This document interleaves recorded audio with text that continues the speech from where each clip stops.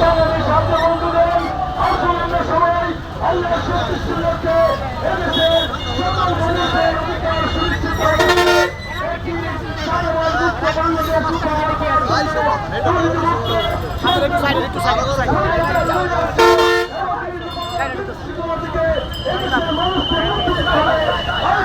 আইনের কোনো বিকল্প নেই, সমাজ যুগের শাসন এবং চিন্তার কোনো বিকল্প নেই। সেই জন্য সবাইকে আজকে ঐক্যবদ্ধভাবে বাংলাদেশ জামাত ইসলামী দলীয় প্রতীকে ভোট দেওয়ার উদাহরণ আহ্বান জানিয়ে আমার বক্তব্য শেষ করছি। আল্লাহ হাফেজ। আসসালামু আলাইকুম রহমতুল্লাহি ওয়া বারাকাতুহু।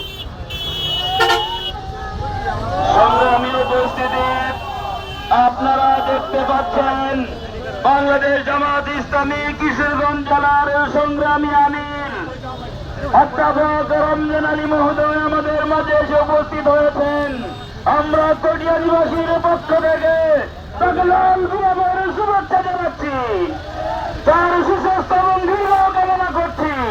এ পর্যায়ে বক্তব্য রাখছেন বাংলাদেশ জামাত ইসলামী কিশোরগঞ্জ জেলার সংগ্রামী আমির অধ্যাপক রমজান আলী মহোদয়। অধ্যাপক রমজান আলী মহোদয়।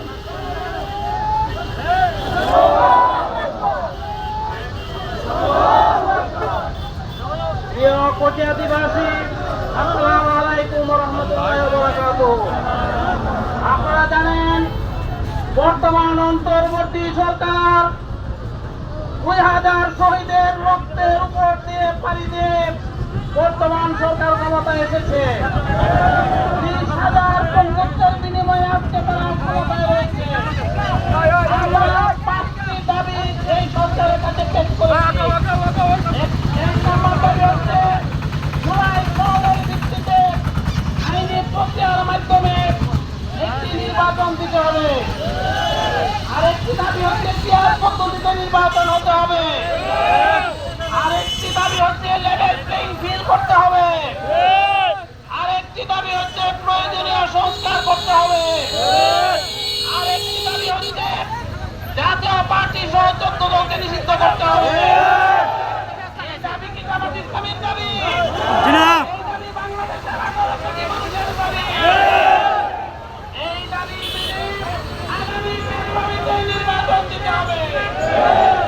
আমরা নির্বাচন চাই, তবে পিয়ার পদ্ধতিতে নির্বাচন হতে হবে।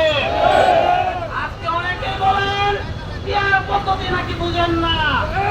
আমরা প্রশ্ন করতে চাই, পিয়ার থেকে সরকার অতীতে অনেকে বুঝেন না।